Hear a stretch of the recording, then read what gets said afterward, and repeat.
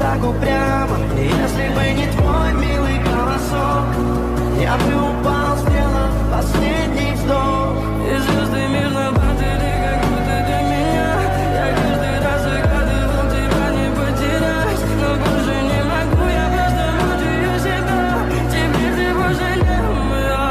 В камине в 6 утра фотография твоя. Горят воспоминания о тебе.